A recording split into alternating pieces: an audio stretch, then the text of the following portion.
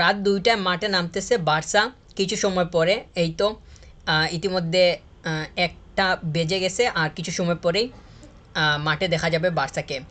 Barca এর starting এলিভেনটা দিয়ে দিছে, 4-3-3 নিয়েই মাঠে নামতেছে। পেদ্রিকে, কাসাদোকে এবং অলমো, এই তিনজনকেই মিডে পাওয়া যাবে। অবশ্য এটা প্রেডিক্টেবলই ছিল। অ্যাটলেটিকো মাদ্রিদের এগেনস্টে গুরুত্বপূর্ণ ম্যাচ। লিগে যদি টেবিল টপ করতে চাওয়া হয় বা ফার্স্ট পজিশনে জায়গাটা পাকা করতে চাওয়া হয়, তাহলে অবশ্যই স্ট্রং স্টার্টিং এলিভেন যেমন প্রয়োজন, ঠিক তেমনই ওই টিমে ওই দলের কাছ থেকে ভালো আউটকাম আসবে এবং ওইটার মধ্য দিয়ে ফার্স্ট হাফেই মোটামুটি একটা ভালো অবস্থানে ম্যাচটাকে নিয়ে যাবে, এইরকম একটা প্রত্যাশা অবশ্যই আছে। তো কাসাদো, পেদ্রি এবং অলমো, এই তিনজন মিডে আছে, অবশ্যই ভরসা তো রাখাই যায়। কারণ এই তিনজন যে খুবই আনসলিড অবস্থায় সময় পার করতেছে সেইটা বলারও কোনো সুযোগ নাই। কারণ বার্সা এর যেই পজিশনগুলো, অর্থাৎ ব্যাকলাইন, মিড এবং ফ্রন্ট লাইন, এই তিনটার মধ্য থেকে সবথেকে বেশি আসলে কম্পেয়ার করতেছি না, তবে আমার কাছে মনে হয় যে কম্পেয়ার না করলেও কম্পারিজনটা আসলে চলেই আসে। মিডকেই বেশি স্টেবল মনে হইতেছে। কারণ লেভানডস্কি যে খুবই ধারাবাহিকভাবে পারফর্ম করতে পারতেছে ফ্রন্ট লাইনে, সেইটা বলার কোনো সুযোগ দেখতেছি না, কিংবা ওইটা বলাও যাইতেছে না। তো লেভানডস্কি এর কারণে আসলে ফ্রন্ট লাইনটা যে খুবই মানে খুবই ভালো অবস্থানে আছে সেইটা মানে বলা যাবে না। তো সে যদি একটা ধারায় থাকতো, কিংবা তার কাছ থেকে মানে একই ধারায় ভালো পারফরমেন্স পাওয়া যাইতো, তার যে সুযোগগুলো আছে সেইগুলার ভালো এক্সিকিউশন যদি দেখা যাইতো, ওইগুলো সুযোগ মানে যেই সুযোগগুলো আছে সেগুলোকে যদি গুলে কনভার্ট সে ভালোভাবে করতে পারতো, তাহলে হয়তো ফ্রন্ট লাইনকে মানে মানে মিডের সাথে কম্পেয়ার করেও সমানভাবে উপস্থাপন করা সম্ভব হইতো। তো ইয়ামাল এবং রাফিনহা, এই দুইজন তারা ধারাবাহিকভাবে খেলতেছে। এই দুইজনের সাথে মানে লেভানডস্কি এর দ্বারাটা আসলে দুঃখজনক হলেও মিলতেছে না। তো বার্সা এর যে উইক পজিশনগুলো আছে কিংবা উইক জায়গাগুলো আছে, আমার কাছে মনে হয় যে নাম্বার 9 এই জায়গাটা এই মুহূর্তে এসে উইক জোন হিসাবে মানে খুব বেশি পরিচিতি লাভ করতেছে। তবে অ্যাটলেটিকো মাদ্রিদের এগেনস্টে ম্যাচ, এখানে যদি লেভানডস্কিকে ভালোভাবে পাওয়া যায়, এই তো কিছু সময় পরেই মাঠে নামবে। তো ওই ম্যাচে যদি ওই আজকের ম্যাচটাতে যদি তাকে ভালোভাবে মানে সে যদি নিজেকে ভালোভাবে উপস্থাপন করতে পারে, তাহলে হয়তো তার উপরে ভরসা চলে আসবে এবং সামনের সময়গুলোতে গিয়েও সে নিজেকে ভালোভাবে তুলে ধরতে পারে, যে আত্মবিশ্বাসটা, সেইটা হয়তো আজকের ম্যাচের মধ্য দিয়ে তৈরি হইলেও হইতে পারে। তো রাফিনিয়া এবং লামিন ইয়ামাল দুইজনের কাছ থেকে সে অবশ্যই সাপোর্ট পায়। অবশ্যই তাকে দিতেই হবে, কারণ সে তো আর সাইডের দিকে গিয়ে বলটা ক্রিয়েট করে নেওয়ার যেই মানে বিষয়, সেইটা তো সে ওইভাবে করতে পারবে না। কারণ সেন্টার ফরওয়ার্ড হিসাবে তার যে জায়গাটা সেইটাই সে কাভার করবে, কিংবা ওই দায়িত্বটা তাকে যতভাবে পালন করতে হলে সে তো আর মানে মানে সেন্ট্রাল পজিশনটা ছেড়ে সাইডের দিকে যাওয়ার, মুভ করার তার যেই প্ল্যানিংটা, সেটা সে ওইভাবে সাজাতে পারবে না। তো তার অবশ্যই সাপোর্ট দরকার। সে এইটা পাইতেছেও। এখানে তার দুর্বলতা সেইটা আসলে মানে বলতেই হয়, কারণ সে ওইভাবে কাজে লাগাতে পারতেছে না। তবে আজকের ম্যাচটাতে অবশ্যই মানে তাকে আরও বেশি পরিমাণ দায়িত্বশীল হইতে হবে। কারণ অ্যাটলেটিকো মাদ্রিদ যে খুবই নড়বড়ে অবস্থানে আছে সেইটা বলার কোনো সুযোগ নাই। তাছাড়া তারা লিগে ভালো করতেছে, মানে তারা অবশ্যই ভালো মানে ফাইট দিচ্ছে। সবগুলা তাদের যে স্টেজ আছে ওইগুলাতেও সে তারা ভালো পারফর্ম করে আসছে। তো অ্যাটলেটিকো মাদ্রিদকে আজকে হারাতে পারলে, 3টা পয়েন্ট যদি বের করে নিতে পারে, তাহলে টেবিল টপে যাওয়ার যেই সম্ভাবনাটা সেটা খুব ভালোভাবেই বার্সার দিকে চলে আসবে। তো পেদ্রি এক নাগাড়েই খেলে যাইতেছে।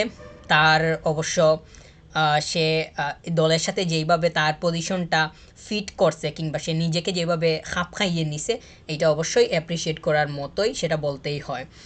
আর ইনিগো মার্তিনেজ এবং কুবার্সি, এই দুইজন স্টার্ট করতেছে। কুন্দে বালদে তো আর তারা ফুলব্যাক হিসাবে থাকতেছেই। চেজনি সে সুযোগ পাইতেছে এবং ভালো করতেছে। ফুলব্যাক দুইটা আসলে ম্যান মার্কিংয়ের দিকে খুব বেশি পরিমাণ নজর দিতে হবে, অবশ্য সবাইকেই দিতে হবে, ব্যাকলাইনের সবাইকে। আর আমরা জানি যে অপোনেন্টের অর্থাৎ অ্যাটলেটিকো মাদ্রিদের ভালো ভালো মানে স্ট্রাইক ভালো মানের অ্যাটাকার রয়েছে এবং তাদের যে মিডের প্লেয়ারগুলা সব মানে তাদের মিড এবং অ্যাটাক দুইটাই স্টেবল কিংবা দুইটাই ভালো। ওই দুইটাকে তারা মানে কাজে লাগিয়ে কিংবা দুইটার যে কম্বিনেশন সেটাকে কাজে লাগিয়ে বার্সার ডিফেন্সকে বিট করতে পারার যে সামর্থ্যটা সেটা তাদের আছে। তো সেইটাকে আসলে সেইটা যাতে তারা করতে না পারে সেইটাই বার্সাকে করতে হবে। কুন্দে বালদেকে অবশ্যই সচেতন থাকতে হবে।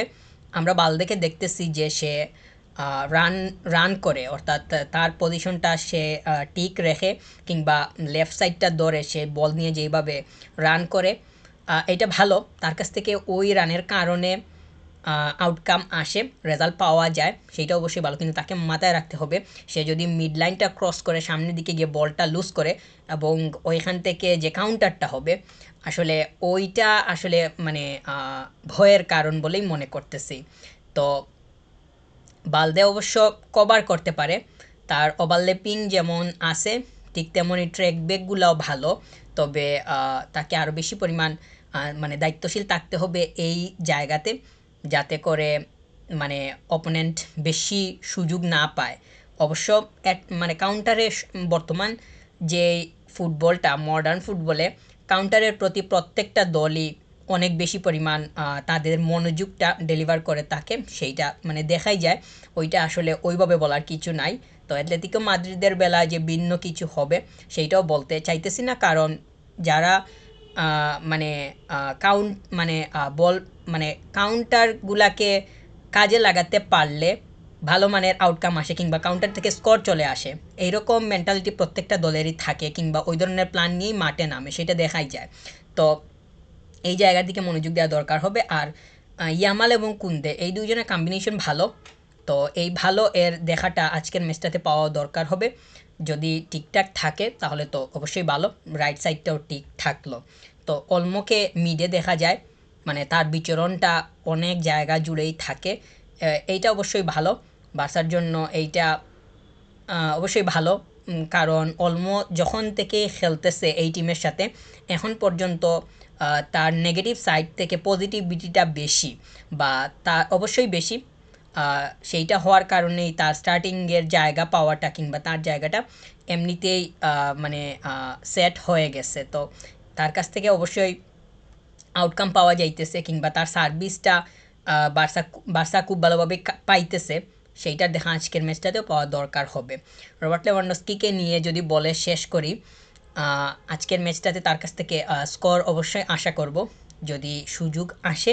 দেখা যায় যে ফার্স্ট হাফেই সে 5 থেকে 6টা মানে 5 থেকে 7টা এত বেশি যদি সুযোগ ওইভাবে নাও হয় তাও 3 থেকে 6টা বলতে চাই, যে 3 থেকে 6টা এইরকম যদি সে তার কাছে সুযোগ আসে, কম হলে 3টা বেশি হলে 6টা, তাহলে অবশ্যই 2টা যাতে স্কোর হয় এইটা মানে দেখতে চাইবই। তো তার একটা ট্র্যাকে ফিরে আসা দরকার। সে যে খুব বেশি পরিমাণ মানে কাজে লাগাইতে পারতেছে সুযোগগুলাকে সেইটা আসলে মানে বলা যাইতেছে না, কিন্তু তার একটা সঠিক জায়গায় আসা দরকার এবং সঠিক জায়গায় আসতে যেটার দরকার সেটা হইতেছে স্কোরিং। তো আজকের ম্যাচটাতে তাকে হয়তো স্কোর তার কাছ থেকে হয়তো স্কোর পাওয়া যাবে বলেই মনে করতেছি। ওভারঅল বার্সা ভালো একটা ম্যাচ উপহার দিবে সেই প্রত্যাশা।